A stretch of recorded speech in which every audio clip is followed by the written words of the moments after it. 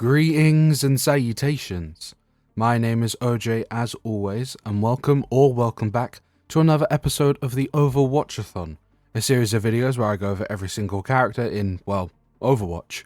I'll be covering their lore and personality, their gameplay and abilities, as well as their design and cosmetics. With all of that preamble already done and dusted, our object of obsession for today is Overwatch's resident cowboy, Cole Cassidy.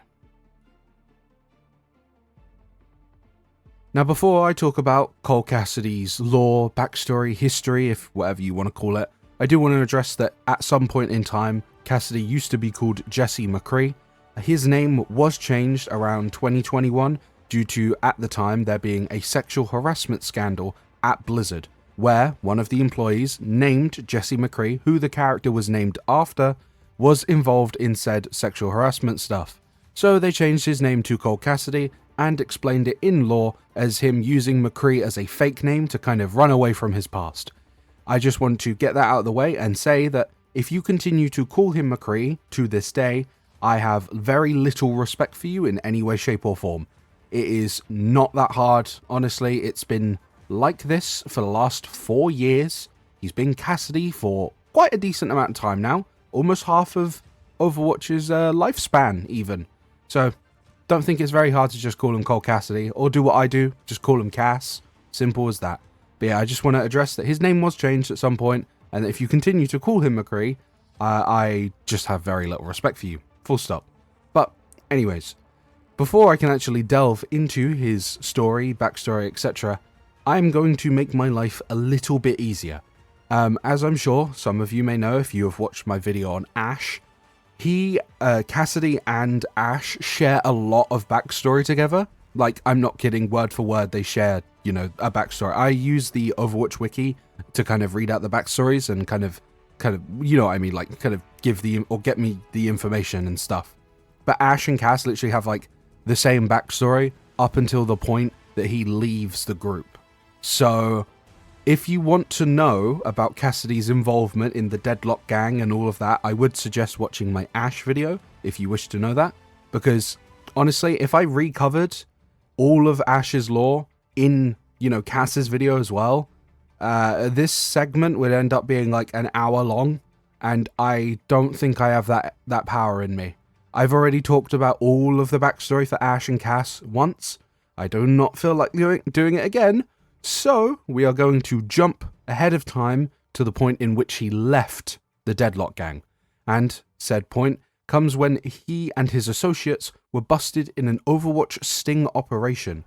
With his expert marksmanship and resourcefulness, he was visited by Gabriel Reyes, the head of Overwatch's Blackwatch Covert Ops division.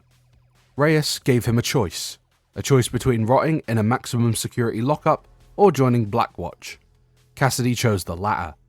When Reyes brought Cassidy in, he was noticed by Anna Amari. She noted that at the time that Cassidy had great instincts, talent, and the ability to stay cool under fire. He also had charm, adaptability, and potential. However, she also suspected that Cassidy had felt trapped by the life he'd been living, which is a whole lot of deconstructions just from seeing him like once. Although initially he was cynical, he came to believe that he could make amends for his past sins by righting the injustices of the world. Cassidy appreciated the flexibility afforded to the clandestine Blackwatch division, unhindered by bureaucracy and red tape. He was given instructions by Reyes and was given some pointers in shooting by Anna Amari. He had a mixed relationship with the fellow Blackwatch members he was assigned with, those being Genji Shimada and Moira O'Diorian. He thought that the hiring of Diorian was a mistake. At some point during his time in Overwatch, Cassidy was assigned to the Echo project in Oslo, in order to help keep it a secret. Under the orders of Reyes, he was assigned to protect its head researcher Dr. Mina Liao. Liao was initially wary of him, given his status as a Blackwatch agent. However, Cassidy was willing to keep Liao's research between us, and also intuitively understood what Liao was trying to achieve with the project. Liao showed Cassidy the robot she was working on prior to assembly, and explained her desire to create something better than the world had ever seen before. One day whilst in the testing area, he saw Echo undergo a field psychology test. During said test, Echo eliminated the wrong target and exhibited external signs of distress. Though he was not meant to interact with her, Cassidy de-escalated the situation, saying it was just a mistake and she'd get it right next time. Echo's response was that she was not supposed to make mistakes. He laughed and assured her that everyone made mistakes, but what mattered was how one made their way through the world. Echo thanked him for the reassurance, and the two exchanged jokes, causing Echo to laugh for the first time. Cassidy became friends with both Echo and Liao, and at some point, Echo even saved Cassidy's life, though that isn't expanded upon. However, not too long after the King's Row uprising, Liao's lab was attacked and the doctor was killed. The project was terminated and Echo herself was put into quarantine. Some point after that, 8 years before the Winston's recall order, Cassidy was with Reyes and Gerard Lacroix in the Rome Blackwatch facility. Overwatch was being attacked by Talon, but Lacroix had tracked down one of their associates, Antonio Bartolotti, whose compound in Venice was a hotbed of illegal activity. Cassidy was up for a road trip to apprehend him, but Lacroix pointed out that Bartolotti was too well connected with the Italian government. Instead, he planned to go after Bartolotti's employees, to bring charges against them, and thus disrupt Bartolotti's cash flows. Thus, Bartolotti would be less able to purchase friends in high places, and as such, Overwatch could go after him. Satisfied with the plan, Cassidy and Reyes left the building. Seconds later, it was destroyed in an explosion, courtesy of a bomb set by a Talon agent. Cassidy and Reyes rushed in, and were able to save Lacroix, but many other Overwatch members weren't as lucky. A while later at Overwatch headquarters, Reyes asked Cassidy if he's still up for the road trip he proposed. Cassidy was, of course, but was disheartened to learn that the operation was simply apprehending Bartolotti. Reyes assured Cassidy that the info they got from Bartolotti would allow them to hit Talon harder next time, and thus they headed for Venice alongside Shimada and Odorion. The Blackwatch team arrived in a Venice safe house and set up surveillance on the manor. They found Talon soldiers patrolling the grounds, and when night fell, they infiltrated the manor. Upon reaching Antonio's office, they found him there, not surprised to see them in the slightest.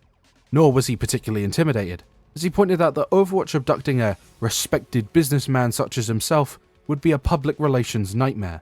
Furthermore, even if they did take him, his friends would have him released within the week. After a moment, Reyes said, "You're right," and shot Antonio, the force of the blast sending him through his office window and triggering an alarm. Cassidy was outraged, pointing out that this wasn't the plan. As the group fought their way out of the manor, Genji asked about Cassidy's unease, pointing out that they had killed before.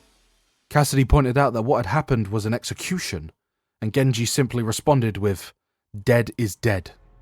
Although the team managed to extract successfully, the incident was reported in the press, and Blackwatch's existence was revealed to the public. Back at HQ, Reyes was debriefed by Jack Morrison, Anna Amari, and a recovered Lacroix. Cassidy watched the interrogation from behind a one-way mirror, and after Reyes was debriefed, Morrison asked if Cassidy had anything to add, to which Cassidy asked where Morrison wanted him to start. Cassidy gave his accounts of the events, and much later, Cassidy reflected that while Antonio had got what was coming to him, it still didn't seem right.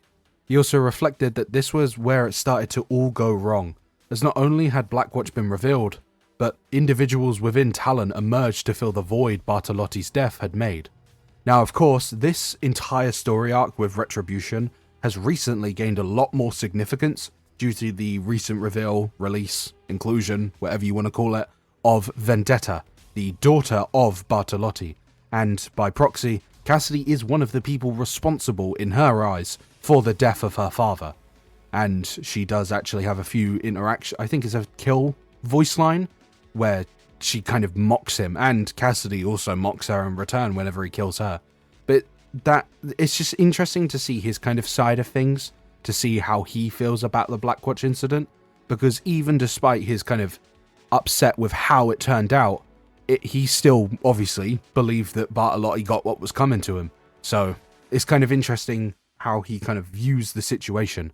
And of course, what he mentioned with Talon kind of having new members that emerged to fill the void that Bartolotti's death had left. Some of those said members would, funny enough, be other Overwatch characters, like as in Reyes turning into Reaper, etc. But some other important characters include Widowmaker, of course, another member of Overwatch by proxy, turned Talon agent. Doomfist is the most notable one, and if if some of the recent leaks about Vendetta's comic are true, I will have a lot to say about him soon. And of course, Moira as well would soon turn to become part of Talon. And Maximilian, I can't forget my favourite Omnic. Well, second favourite Omnic. Either way, continuing on with Cassidy's story. 7 years before Winston's recall order, Blackwatch and its agents were placed under suspension as the division came under investigation. This same year, the King's Row uprising occurred. Cassidy was present in London, and while there he reported to Jack Morrison and Reyes on the developing hostage situation on the ground. Officially, no Overwatch agents were allowed in England due to the Prime Minister's orders. When Morrison accused Reyes of breaching protocol, Reyes suggested that Cassidy was merely there on vacation. Jumping ahead again, at some point after the King's Row uprising, Cassidy had his left arm replaced with a cybernetic graft. Though it took a while to get used to, this caused him to reflect on how much more difficult it must have been for Genji in their time fighting together during the Blackwatch days. As Overwatch's influence waned, rogue elements within Blackwatch sought to bring down the organization and turn it to their own ends. Wanting no part of the infighting, Cassidy set off alone and went underground. After the destruction of Overwatch headquarters, Athena lost all trace of him. Cassidy resurfaced several years later as a gunslinger for hire. While Cassidy's talents were sought after by parties great and small, he fought only for causes he believed were just. There is evidence that Cassidy operated as a bounty hunter during this period, but when asked on the subject, he responded, "My bills were always paid." Most, if not all of his bounties were carried out within the United States. Jumping ahead again, because Cassidy's story for some reason has a lot of weird time jumps and stuff. After the recall order initiated by Winston, Cassidy learned that Echo was being transported aboard a military freight train along with weaponry. He anonymously tipped off the Deadlock gang that a train full of military ordnance would be crossing Route 66, knowing Ash wouldn't be able to resist on following up on it. Before he could set out, however, he received an anonymous note stating, "Charmer, it's time to talk," followed by coordinates that he identified as Cairo. Cassidy realized instantly that it was Anna Amari, as she was one of the few people in this world who kept tabs on him. Regardless, he headed off to retrieve Echo first. Now we get to the cinematic involving Cass and Ash, where, of course, the two of them have a scuffle, Cassidy wins said scuffle, and he retrieves a crate that was contained in the train, as obviously expected, and it was revealed to be Echo's quarantine container. He reopened said container and reactivated her. He told her about the recall order, and that while he'd been the one to receive it, she was the one that Overwatch needed. He asked Echo to pass along his greetings to Winston, and then the two parted ways. Shortly after reactivating Echo, Cassidy debated whether he should respond to the meeting request from Anna regarding Winston's recall, or simply ride off into the sunset now that his job was done. Recognizing that the world was on the brink of some sort of crisis, he ultimately decided that he wasn't the kind of man who ran off from trouble, and travelled to Cairo. There he reunited with Anna and caught up over drinks.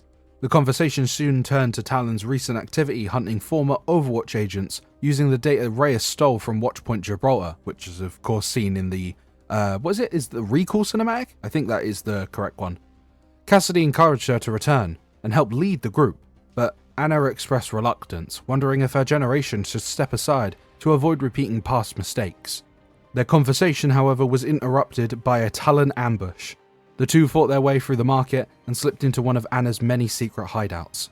Inside, she supplied him with information on several possible new recruits, including Diva, Zarya, and her daughter Farah, successfully convincing him that he should be the one that brings together a new generation of heroes, and the one to help lead the organization.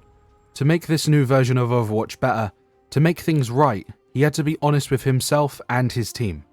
He stopped using the pseudonym Jesse McCree and went by the name that he had always had, that being Cole Cassidy. Thus, the cowboy he'd been rode off into the sunset, and Cole Cassidy faced the world at dawn.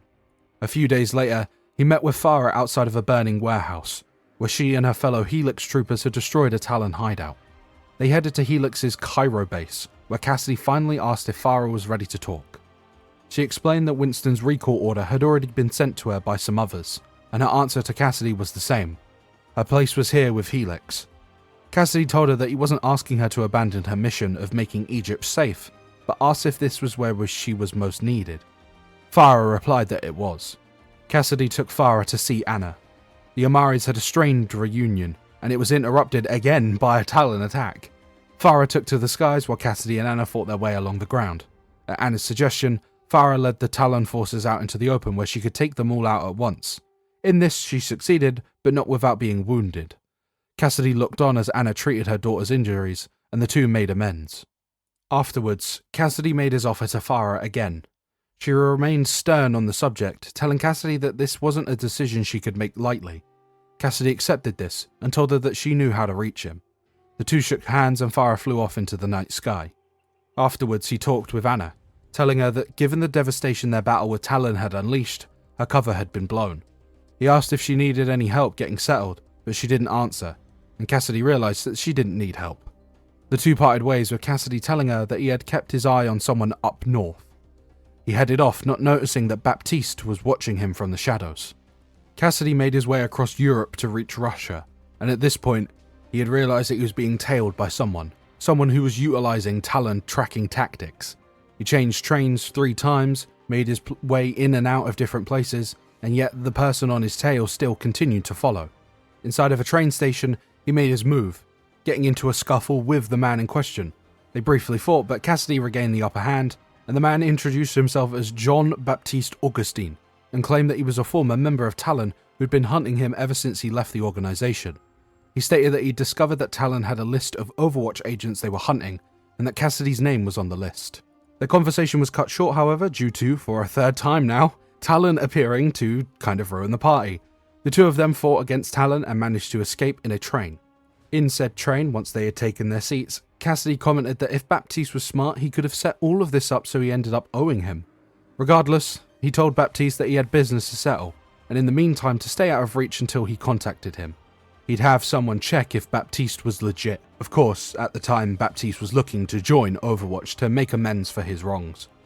A few hours later, the train reached the Russian border. Cassidy snuck off the train at the station, eluding the RDF inspectors. Commandeering a truck, Cassidy drove to Novanskoye forward base, where he met with Zarya. The base had been evacuated as RDF forces pulled out, but he drove Zarya to Novanskoye, which was under attack by Omnics. She revealed that she knew Cassidy was ex-Overwatch, but insisted that she didn't need his help. She told him to drop her off at town and then to drive west. He seemingly obliged, but as Zarya was overwhelmed by the Omnics, he drove the truck into them, smashing them to pieces. Fighting back to back, they defeated the initial group of Omnics. He let Zarya find her family and her fellow villagers, while he cleared the village of the remaining Omnics. In the aftermath, Cassidy requested that Zarya join Overwatch. He pointed out that the RDF wouldn't miss one soldier, but with Overwatch, she could make a difference. Zarya accepted his offer. Afterwards, the pair joined Zarya's family as they watched an Atlas news report on Null Sector's attack on Paris, of course the same one being in the Overwatch 2 reveal trailer. Sticking with Zarya, the pair were eventually joined by Baptiste. They appropriated an Orca, which is this kind of weird floating flying ship, from a Talon base in Mongolia, and at some point afterwards, Farah also rejoined the group. Cassidy and his teammates flew the Orca to Busan, which was under attack by Null Sector. Operating on the ground, Cassidy liaised with Captain Mu-Young and the Mecha Squad. She ordered Overwatch to clear an evacuation route, while the Mecha Squad concentrated fire on the command ship. Null Sector was forced to retreat, and Overwatch and the Mecha Squad returned to Mecha Base. At the base, Cassidy met pilot Hannah Song, of course Diva, and revealed that they'd come to Busan to see if Mecha was interested in working with them. Song was given permission by Mu-Young, assigning her to be a liaison. Cassidy gave Mu-Young a data chip containing information on the threats his group had been monitoring. When asked how she could repay him, he told her that she could consider it a gift from the old guard to the new. Later, as the Orca was loaded with supplies, he watched with pride over the new team he'd formed. The following day, the Orca left Busan and headed for Watchpoint Gibraltar. Cassidy and his crew arrived at Watchpoint Gibraltar while Winston and his reformed Overwatch unit were in or returning from Rio de Janeiro. He announced his presence to Winston's group when they returned. The arrival bolstered Overwatch's numbers, as well as its morale. But while Cassidy was ready to take the fight to Null Sector, Winston urged caution, stating that Null Sector's forces were too many to take on directly. Instead, they needed a tactical approach, and if that was the case, Cassidy pointed out that they needed to recruit Vivian Chase, or Sojourn. After the initial meeting, Cassidy reunited with Echo. They reminisced on their time with Dr. Liao, and Echo asked Cassidy if he believed that she'd achieved Liao's dream of being better than anything the world had ever seen before. Cassidy told Echo that Liao would be proud, but as Echo pointed out, that wasn't a proper answer. He smoothed things over, pointing out that answers weren't always easy to find, and attempted to make a joke, though Echo didn't find it very entertaining. Soon after, Overwatch headed to Toronto, which had been under assault by Null Sector for days. The team reunited with Sojourn, who explained that Null Sector was rounding up the city's Omnics. Under Sojourn's direction, Overwatch split into 3 teams to evacuate the city. While Toronto ultimately fell to Null Sector, a number of civilians were able to escape safely. The team's shuttle landed on a barge outside of the city, where Cassidy overheard Sojourn and Winston arguing. Sojourn insisted that they needed Morrison rather than her, but Cassidy explained that Morrison was pursuing his own agenda. Sojourn reluctantly agreed to rejoin Overwatch, but pointed out that his predecessor had been shut down for a reason, and that it was time to move on. Cassidy and Winston exchanged an uneasy glance. Post-mission, Cassidy admitted that he was surprised that the situation in Toronto was even worse than he had expected, considering that he was usually the pessimist around Overwatch, along with his confusion about what Null Sector had been hoping to achieve with the use of the subjugators. He also admitted that while he missed Overwatch in the years after it fell, after being back for 5 minutes, he remembered why he'd left in the first place. Because he was never a soldier, and as such he felt like he never fit in. He cited his lack of experience with writing post-mission logs as an example of this lack of fitting in with Overwatch. However, he lamented that he'd hang around for now, as he couldn't quite bring himself to turn tail and run, given the state that the world was in. He ended his log, requesting Winston to bury him with his peacekeeper if he didn't live long enough to write his next entry. And as of right now, outside of Cassidy being involved in a cute little Christmas comic, this is where his story actually comes to a close. And yeah, if I had covered all of the stuff with Ash and Cass, this segment would be like twice the length. You don't realize, I don't think you understand how much time I've saved myself, how much brain cells, energy, either way. I've already covered everything with Ash and Cass in her video, so please, if you are interested in that stuff, the deadlock stuff, do watch that. But yeah, Cassidy to me is a very interesting character that I have a lot of fondness for story-wise, mostly due to his role within Overwatch as this, per the video title and the thumbnail probably, I don't know, I haven't made the thumbnail yet, as a bridge between the old and the new of Overwatch. He is a character that has seen the worst of Overwatch. He was part of Blackwatch. He was there for the fall of it all. But he was also the person to bring Overwatch back to the limelight in a way.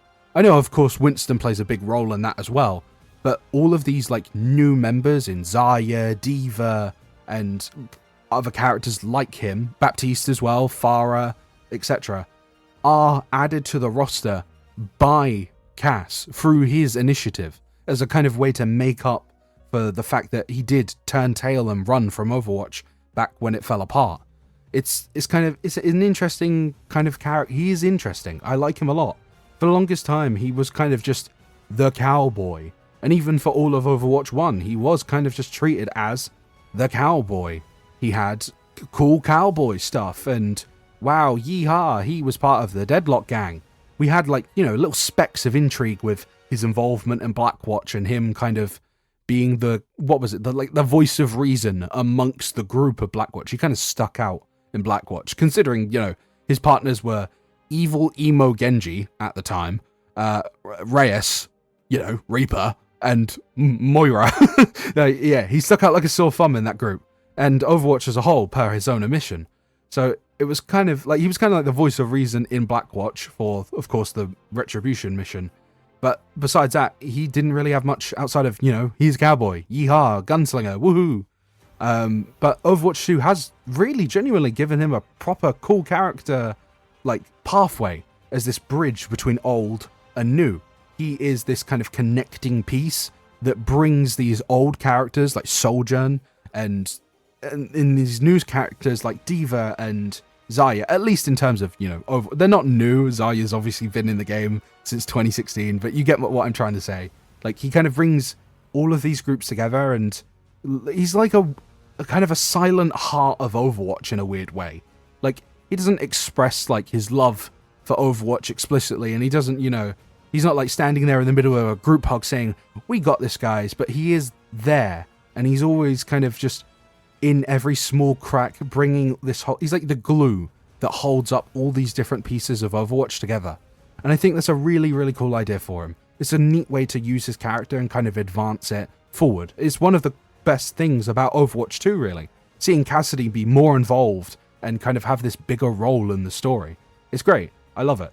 And of course, he is now in hot water because of the recent addition of Vendetta, as of me making this video. And she probably doesn't like him very much. Obviously, due to him being a complicit, or what's the word I'm looking for? Like, complicit in the murder, in her eyes, of her father. It was a murder. Yeah, it was an execution, as Cassidy said himself. I am, by the way, very concerned, actually, about Vendetta and her story. We know that her comic is set to release soon. I don't know when. Knowing my luck, I'll finish this video, open up Instagram, and woohoo, here's the comic. Great. Now I have to make a video tomorrow as well, instead of taking my day off. Because I love covering this stuff immediately. I do, genuinely, I do. But yeah, I am a little worried about that Vendetta comic. There's rumors that she might beat Doomfist in a fight, which I don't know if that's... I don't know, guys. It's kind of...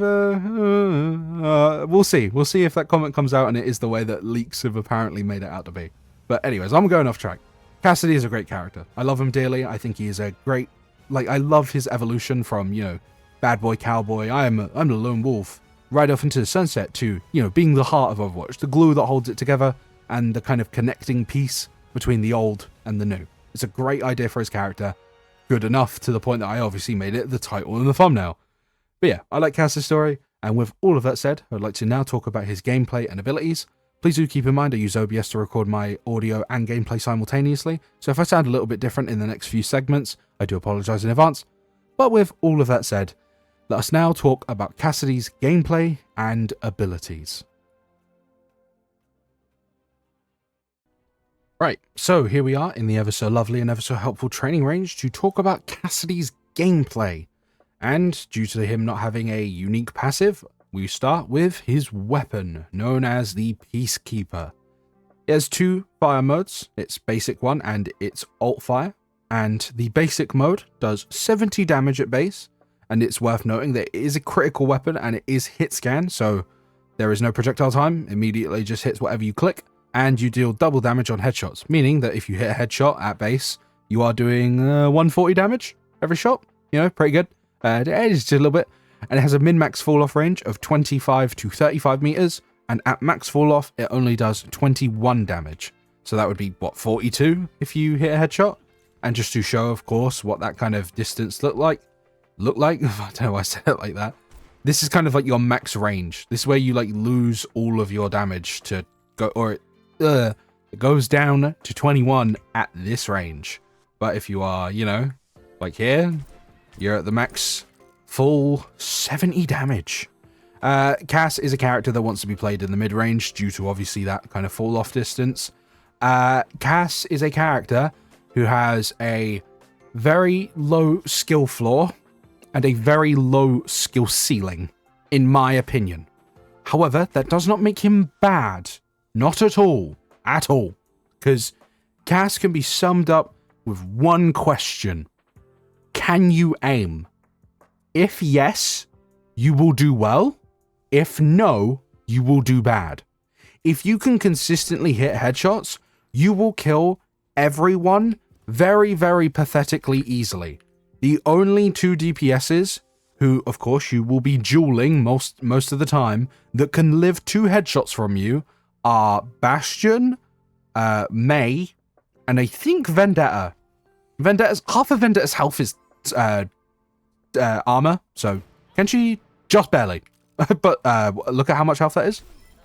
Point, right? But the only other characters that can actually survive your shots are Bastion, because he has 350 health.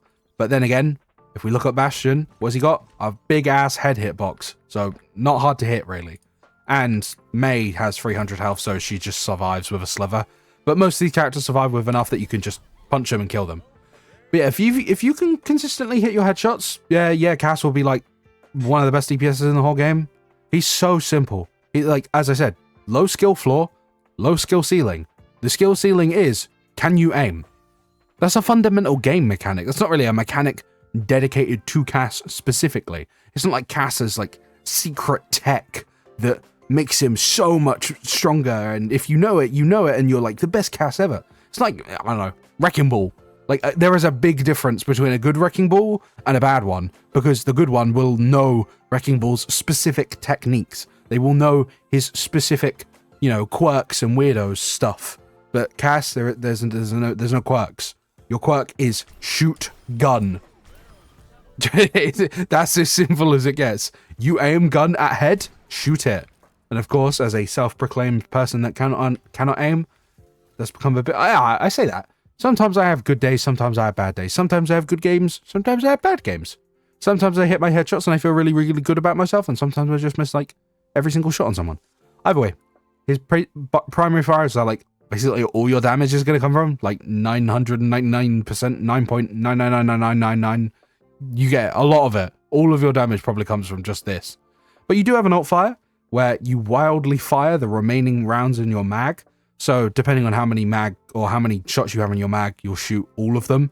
It does 50 damage at base and has a min-max fall-off range of 20 to 30 meters, and you do 15 damage at max fall-off.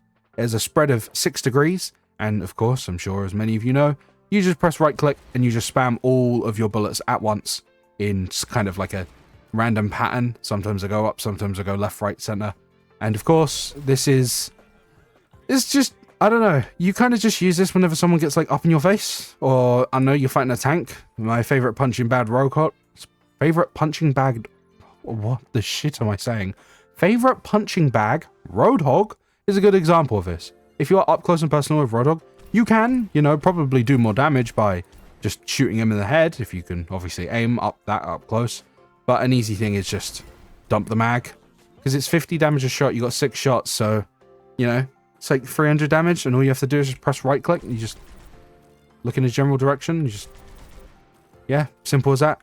Admittedly, the alt fire nowadays isn't really ever used because of a certain perk, but still, I'll obviously get to the perk when we get to it. It's okay. You just kind of just spam it whenever someone gets up close in your business. Simple. He has the combat roll, where you roll in the direction you are moving and you take reduced damage and you reload your gun. It's pretty simple, again, very easy to understand.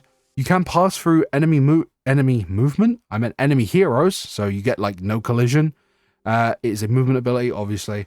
You take 50, or you have 50% damage reduction when using combat roll. So any damage you take during the very, very, very brief time you are rolling, you will take 50% less of it.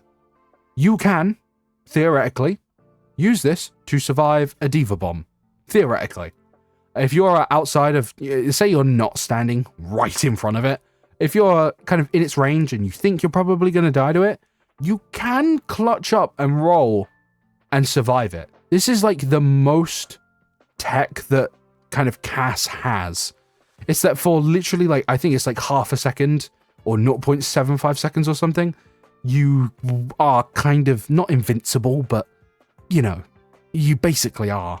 Like, I mean, you can survive diva bombs, you can survive Doomfist slams, I think. Maybe. How much does Doomfist do on his ult? I'm actually not sure. 300 on direct hit? You could, yeah, you could. You would take 150. Yeah, okay, no, yeah, you can survive most of the big hits, the big boy hits. And of course, it does have the neat perk of reloading your gun. So, for example, you fan the hammer, roll, fan the hammer. Well, actually, why is it not called fan the hammer? Why is it called Peacekeeper alt fire? What? Is it because of the perk? Is it because of Silver Bullet? I swear it used to be called fan the hammer. Am I stupid? What the shit? Either way, you get the idea with a combat roll. You can either use it in a pinch to kind of like, you know, survive a big attack, or most people will just, you know, shoot the gun, shoot the gun, shoot the gun, shoot the gun. Instead of reloading, they'll just roll and then just continue shooting. Simple as that, really. And of course, as I just showed, you can use it to just fan the hammer, roll, fan the hammer. And it does go in whatever direction you're looking. And you can use it, kind of, to like, you know, move around. You don't, yeah, I don't know why I even tried making that. You're not able to make that. Yeah, you can use it obviously as a movement tool. Like, oh, I'm walking out of spawn, you just like roll. And you can use it to get like from like between small gaps. Like I think maybe I can probably get here. Yeah, like you can kind of like cross a small gap. Not too different from like, I don't know, a Brig shield bash almost. You can just like cross some small gaps. Yeah, it's a good ability. I'll give it that. It's very solid. It kind of just has a lot of utility. You know, less damage taken for like half a second. The reload is nice. Very simple to understand. I can't really explain it. I can't do like the deep explanations for something as simple as that. You also have your flashbang, where you hinder enemies in front of you and you slow them, disabling movement abilities. It does 75 damage. I did not know flashbang did 75. I swear it was only like, I swear this thing hits like a feather. I thought it was like 30 damage or something. 75? Hinder duration is 1.2 seconds as of making this video. I know it got changed, funny enough, with mid-season. It went from 0.9 seconds to 1.2, and its radius is 3 meters. Now, hindered, of course, is it silences all movement abilities, and I also believe slows people. Like hinder, it slows them. I'm not sure how much the slow is, but it slows you a lot. And hinder, of course, prevents movement abilities, which, funny enough, say you use this against an enemy Cass, they will not be able to roll. And this is his probably his best tool. I know his gun is obviously really strong, but this is probably the best thing he has, like, across his entire kit, because it just shuts down everything. Like, so many characters, they get flashed, they are completely worthless. Like, genuinely. You go through the tank roster, like, Doomfist loses access to 2 of his abilities because both Punch and Seismic Slam are considered movement. So his 2 ways of fighting you outside of his hand cannon are completely, like, he can't do shit. He gets flashed, can't do shit. Hazard gets flashed, he loses access to his leap. Mauna loses access to his charge. No, he cannot be flashed out of his charge. If I remember rightly, Orisa loses access to, like, Javelin Spit. Hammond gets Cass is the anti-diver. He is the counter to dive. He is like one of the very few dedicated counters, it feels like, to that playstyle. Because he can shut down every dive hero. Doomfist, Hazard, Winston, Wrecking Ball, they all get just demolished by getting flashed. The only dive tank that kind of get away with it is like D.Va, because D.Va can eat the projectile, like the flashbang. And of course, if we go to the DPS roster, Genji gets absolutely demolished because he can't double jump and he's slow as shit. He does have access to deflect though, so he can throw it back at you or, you know, deflect any bullets you try to shoot him afterwards. Vendetta, of course, our newest release, though not technically out yet, can be utterly demolished by Hinder. Because without Hinder, she loses access to both of these abilities, which is kind of painful. And because she wants to be up close, the slow prevents her from getting close enough to actually even hit you with a sword. So, you know, she can get screwed over. But it is worth noting, of course, Vendetta, akin to Doom, can, you know, just block even after you flashed. So she could get flashed and then just block. So in that state, she doesn't take any damage when blocking, really. And, well, she can just wait out the Hinder. So, yeah. Tracer gets hindered, she's dead. It's just simple as that. Like, these other characters, there's, you know, chances of them living. Tracer gets hindered, dead. There's no way she can do anything. She has no abilities that aren't movement. These are both movement. All of her kit is movement, right? Her whole thing is movement. And she's squishy as shit. She dies to a body headshot. Like, no, actually, she dies to Flash headshot. Because Flash does 75, and then she just gets demolished. You get my point, though. Flashbang is probably Cass's best ability because it just shuts down so many oppressive characters so easily. Because it's a point and click ability. Look, it just as a show, as an example, if we come over to the training range where all the bots are like moving around, this bot here, I just throw it, bang, slowed, can't use any movement abilities, simple as that, and then they probably die. Like, it's literally a point and click. You just look in the direction that you want to throw it, you press E, and then bang, they're both flashed, and you just, easy as that. It's literally that easy. He is not a hard character to understand or a hard character to master in any way, shape, or form. There's the most amount of tech there is obviously rolling through, you know, big one-shot kill moves. But yeah, Flash is a very good ability. Very, very, very, very, very, very strong. It used to be worse. It used to be, you know, like if you got hit by flash, your character would be completely stunned. So like, you know, when Briggs in our ultimate and she like shield bashes you and you get that stuff, that used to just be Cass's flash, and he used to do it for like 1.5 seconds. It was a guaranteed kill because you just flash someone and fan the hammer and they could not do anything. And when Overwatch 2 rolled around, they did try to turn it into like a magnetic grenade, but that just ended up being kind of shite. But then they buffed it where the grenade applied hinder and did like, it was like 125 damage or something. And then they realized, oh shit, we actually made a better version of Flash. And then they just like got rid of the grenade part and turned it back into Flash, but now it's got the hinder instead of the complete stun. So they kind of like merged old Flash and the magnetic grenade into one ability, and now that's the version of Flash we have now. Which, you know, it's probably the least toxic version, but still, even now, this is still like his best ability by a country mile and still like one of the top 5 abilities in the whole game. It's so stupid. And of course, we have his ever iconic ultimate, though I don't really know how I feel about it. You face off against your enemies, you can press Q to lock on, and then press Q again to fire, or you can press the left mouse button. There is a warning time of 2 seconds, which is his voice line. It's high noon, of course. That's like the most iconic thing Cass has ever done. Everyone knows that line. The charging rate is 150 per second during the warning and 300 per second after the warning. So during those initial 2 seconds, you lock onto your... you know, actually, before I get to that, just to actually show what it does. You press Q, he says the line, and then once the line is over, you start to fully charge, and then once you are ready, you shoot, and you instantly kill the enemies. It is very simple ultimate to understand. You lock onto the people that you can see, and then you just click when you have the little skulls on them, and it kills them. And of course, it takes longer, because so it does 150 per second. So the way it kind of works is like, you charge up the damage of your shot. So during those first 2 seconds, it's 150. So you're like, it's weirdly worded, but either way, you kind of just charge up, wait till the lock on circle has the little skull in it, and then you just press fire. Now, at the beginning, you have 40 damage reduction or 40% damage reduction during the warning. So the first 2 seconds, and you lose that damage reduction over the final 5 seconds.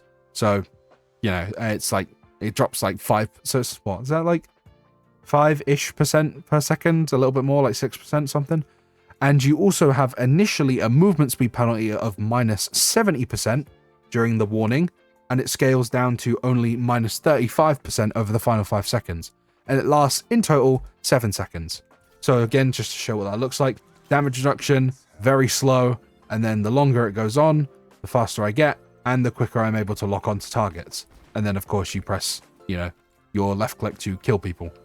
This is an ult I have a qualm with, in which I don't know when I'm meant to be using it. Genuinely, like, it feels like it's designed in a way to incentivize, like, you know, those play of the game moments where you kind of like stand there above the enemy team looking all cool and stuff. You lock onto like their whole team besides tank, you just bang, kill them all, and it's like, whoa, play the game, whoa, that looks so cool. I don't actually know when else to use it. I struggle with knowing when to use Deadeye.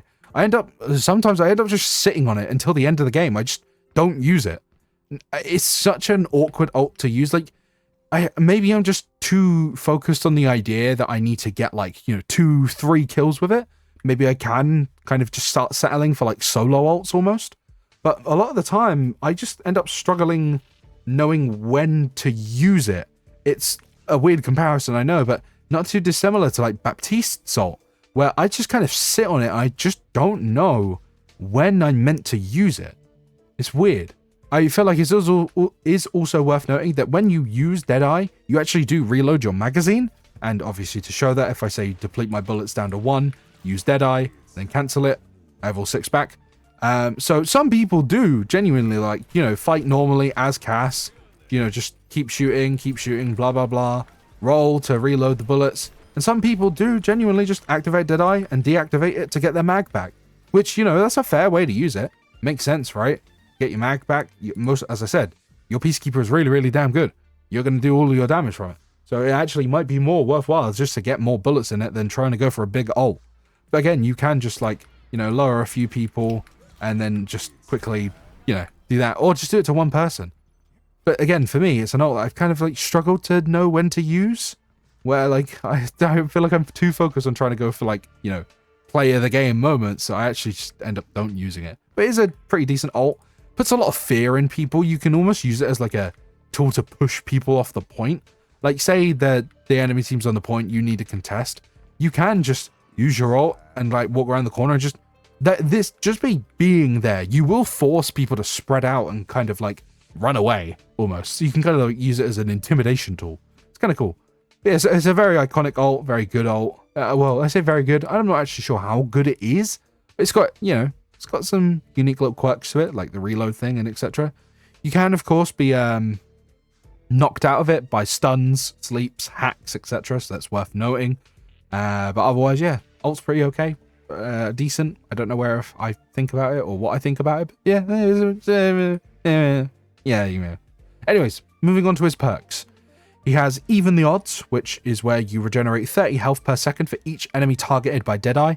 This kind of allows you to get those big play of the game moments off, because usually when people see Cass ulting and, you know, there's like 3-4 targets in front of you, those 3-4 targets will target you. They will try to get rid of you as soon as possible. Stun you, sleep you, hook you, etc. Shoot you, you know what. But this does kind of like stop that almost. Like if there's like 4 targets in front of you, they're all shooting you, you're regenerating like 120 health per second on top of, you know, any healing you might be getting. So you can actually kind of outlive those people trying to burst you down before you can get your ult off.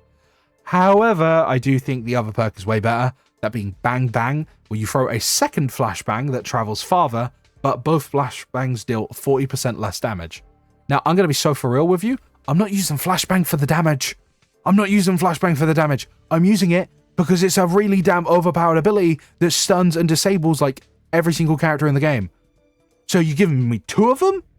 Meaning I can hit like multiple people with a flashbang easier? Like I can just hit these 2 with the flashbangs and get, you know, kills off on them? Like, that's a win. That's a fat win.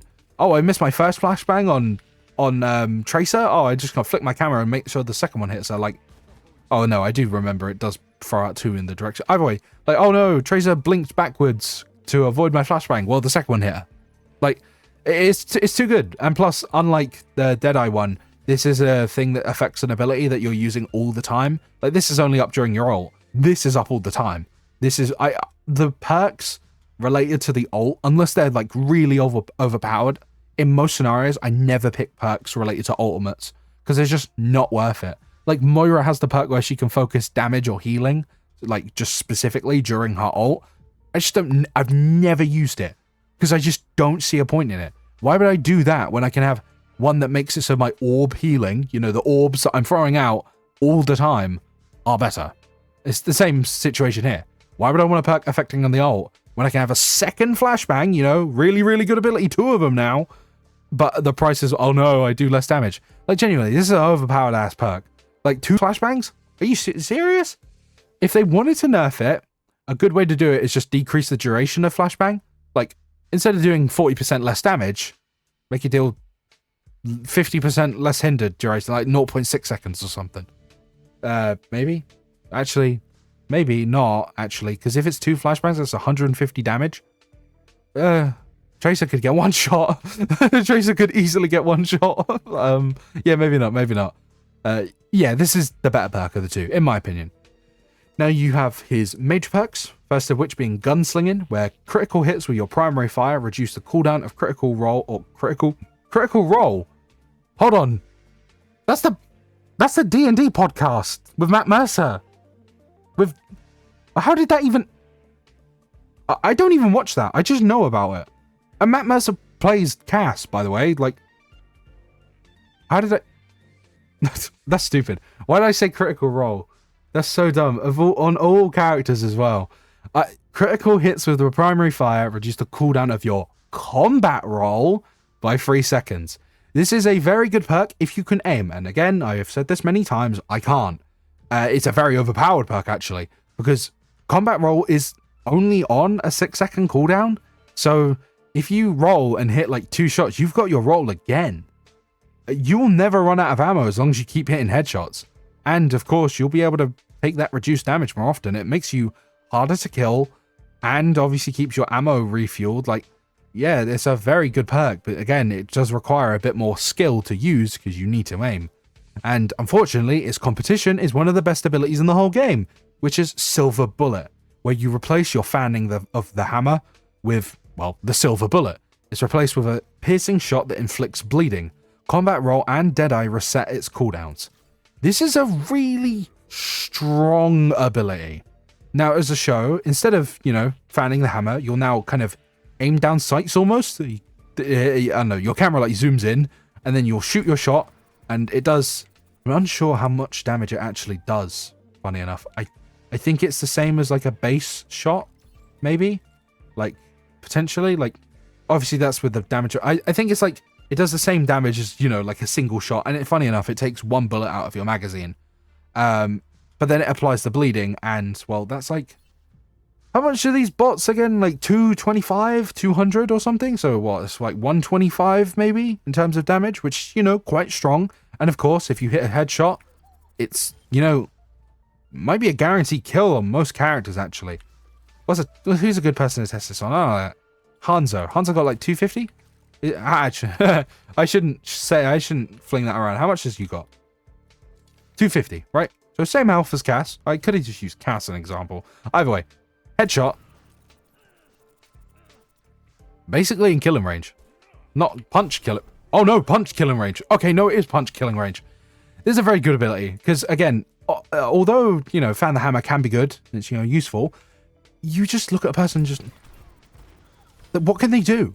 This is this ability feels miserable to play against, by the way. Like, genuinely, because you look at Cass for like half a second, you just bang. Like, oh no, now I'm on no health. And I can be punched to death. And do remind me, guys, what does Cass also have? He has a flash, so he can just flash you and then silver bullet you and you're dead, basically. Let alone if you hit a headshot, unlike me.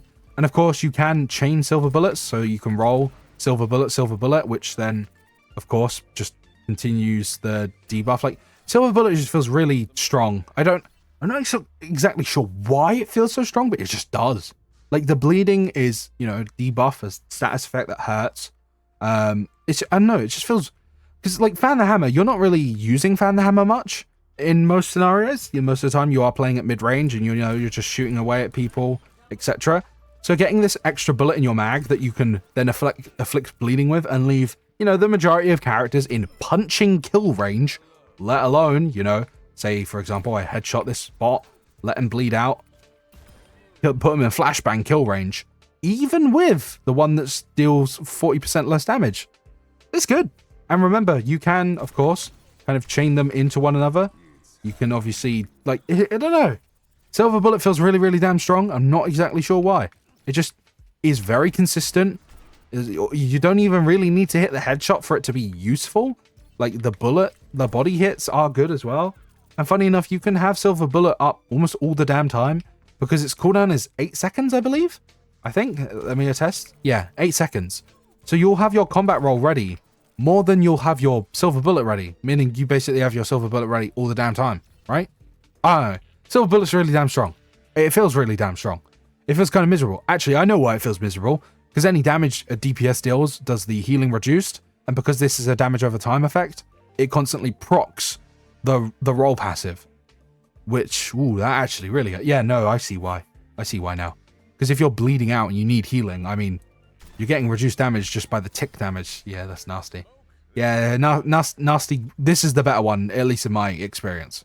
Obviously, I can't aim, so if you can aim, if you can hit your critical hits, take this one.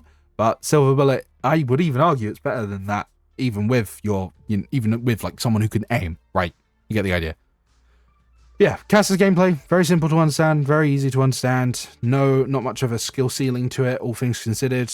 But he is very strong because he's like their go-to hit scan. He's just like an alternative flavor of Ash in a weird way. Especially with Silver Bullet now, because now both of them have damage over time effects. But yeah, I don't know, he's just like, he's a good pick, especially for, with Flashbang. Especially with Flashbang. Nowadays, with Vendetta releasing, and funny enough, I forgot to mention, Venture's entire kit gets disabled by Flashbang. They can't drill dash or burrow. I feel like it's worth mentioning. So if there is a Venture destroying you, play Cass. That's the thing, with Vendetta releasing and being kind of designed as the ultimate dive hero, and clearly they're pushing dive, Cass is just going to be even more meta relevant than ever, because you're going to just see like team comps of like Hazard, Tracer, Vendetta with Lucio and Brig, and you as Cass, if you play Cass, if you don't get jumped and immediately obliterated every single time, you could shut down any of them. Like Lucio, I should mention, gets really hurt by Flash because he can't wall ride. He can't do nothing. So he just dies. Like, there's so many characters that just get obliterated by it, and most of them are really, really strong right now. Like, Genji's really good right now, Tracer's really strong right now, Vendetta is shaping up to be, like, DPS Doom, like, genuinely, just where she's kind of an all-or-nothing character, where she either just instantly obliterates you or does nothing, and most of the times, to get her to do nothing, Cass is the counter. You throw that flashbang, she can't do shit. Venture as well, kind of a character who just goes in, just obliterates things. They can also just be really hurt by Cass. So yeah, Cass is really good right now, because all of the other good characters are characters he counters. Woohoo! And even if like Tracer, Vendetta, Venture, etc. weren't good, he'd still be good, because he's a character that just cannot be bad, because his DPS with his gun is always going to be good. And if divers are running amok, he stops them. It's win-win, really. But with all of that said, let's now move on to talking about his design and his cosmetics. Now, if I can be completely honest, I'm not really sure what to say about Cass's base design, because it is unbelievably simple. He's a cowboy. That's it. I don't know what to add to the conversation. He is a cowboy. This is his character archetype. That's what he was designed to be. He's obviously he looks like a mildly futuristic cowboy with the kind of like weird armor plating with the tubes and stuff. And of course he has his robot mechanical hand, which, by the way, I should have mentioned this in the story segment. This isn't ever explained, like why he got this kind of like mechanical grafted robot arm. I don't know why he has it in any way, shape or form. He got the cool red poncho, which of course the color red is, kind of a standout color, kind of highlights it. Looks very cool, mind you. And he has, classic cowboy hat. He got a cigar in his mouth at all times. He's got cowboy trousers. He's got his holster on his hip with his big iron on his hip. He got the, what is called, spurs on his boots. Like, he's a cowboy. There's nothing really more for me to add. Looks, he's a cowboy. His gun is a 6-shooter. Looks cool. It's got a little spur on the end because he's a cowboy. And he goes, yeehaw. I will admit though, I do like his belt. Badass motherfucker. It's cool. It's cool. I like that. And he's also incredibly attractive. I gotta get that out of the way. I think he's really, really damn hot. I'm sure some of you may know, I am pansexual, so I'm gonna find anyone and everyone hot as shit. And I find Cass hot as shit. I mean, he's middle-aged, rough and gruff cowboy man.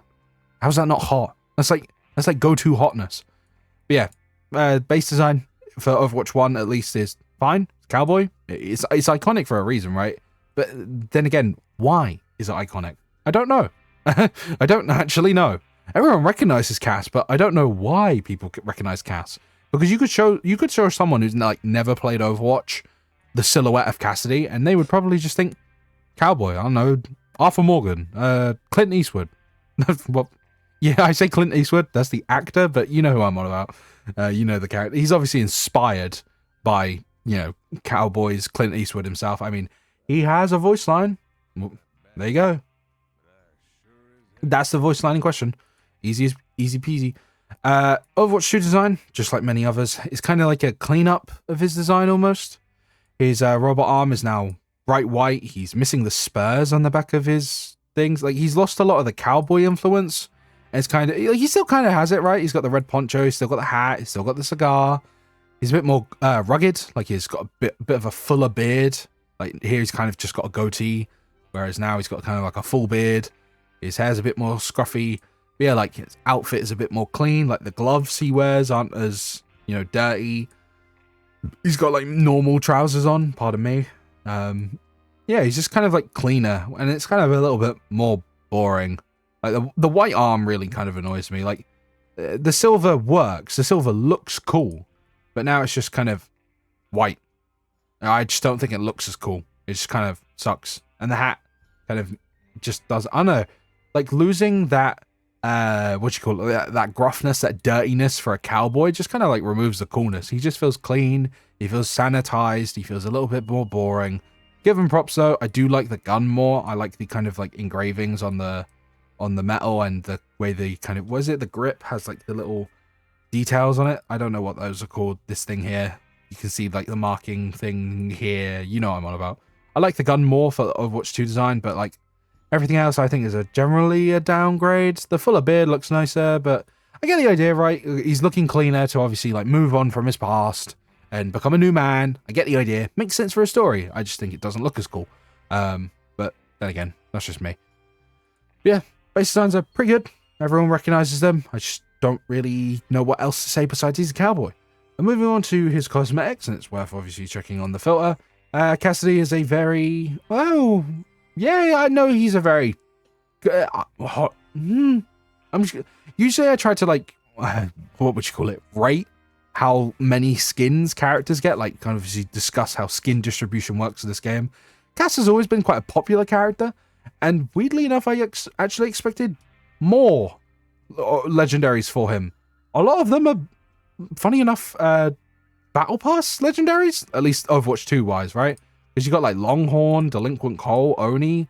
Funny enough, these two are very, this is obviously this season's, and you know, this was 2 seasons ago. But he also obviously has Invisible Man. I curse myself every day that I didn't buy the Season 3 Battle Pass just for Invisible Man. It like haunts me. It's very rare that I feel like regret for not buying Overwatch skins. This is one of them. I think it's such a genius idea for him. I think it's one of the funniest skins in the whole game. And, or one of the coolest. It looks really cool. And the Invisible Man, like that, when did that film come out? Like 1930, 1920? I think that film's really solid, especially for the time. And I like the Invisible Man as a concept. It's a fun, you know, horror. Is he a horror film? Kinda. Thriller, slasher, whatever you want to call it. I like it. And I think Cass wears it well. I think this is a really, really good skin. But yeah, he's had a lot of Battle Pass legendaries, funny enough. More than I actually thought he did. I mean, Longhorn is, the gun's cool. Longhorn's gun's great. I love this design for like 6 shooters. This looks great. But like Delinquent Cole, like, dude, you're a 40-year-old man. Why are you dressing up as a kid? you're like 40. Why are you dressing up as like a schoolboy with that bum ass like bit? Like, what is that? With that on your chin? I do like that they replaced his cigar with like a little leaf though. And again, the gun looks pretty cool. Oni was this season, and I don't know. This is a skin of all time. It exists. He's got some good Overwatch 1 legendaries. Of course, he's got the Deadlock skin, which is from his time with Ashe and stuff. Looks pretty cool. Nice to see him like with a young design almost. Van Helsing is a personal favorite of mine. I remember actually buying Halloween loot boxes to try and get this, and I was so I like clicked my heels when I got it. He's hot as shit in the skin, if we ignore the fact his hair's yellow for some reason. This was free from the Christmas event a while back. Pretty good as well. Again, another free Christmas skin. He's had a few, weirdly. And he's got some other skins, like Sherlock is a cool idea. Blackwatch, of course, is a very cool skin. Shows his time during Blackwatch. Besides that, the banana skin. The banana skin. Besides that, in terms of shop skins, he's received a few. Space Raider is really cool. It's a really cool look for him. I actually really like this kind of like future, you know, like the space pirate look almost is always a cool aesthetic. Always been quite fond of it. Gun's quite cool as well. There's also a few collab skins. He does have a few. He has a Spike Spiegel from Cowboy Bebop. This skin pisses me off a lot because, I'm sorry, we have skins for Cass where he is not wearing the poncho. Right, this is he wearing a jacket. There's no poncho, there's no jacket, there's no like coat length. Again, with like, I don't know, the cozy skin. Like, bad idea. Formal wear. wearing a jacket, but it's, you know, a suit jacket. He ain't got like, you know, long coat or anything.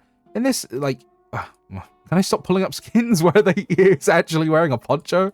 Like, again, here's a good one. This is actually a really good example. He's just wearing a shirt and like a vest. So why the shit did we put a jacket on Spike Spiegel? Let him with a shirt.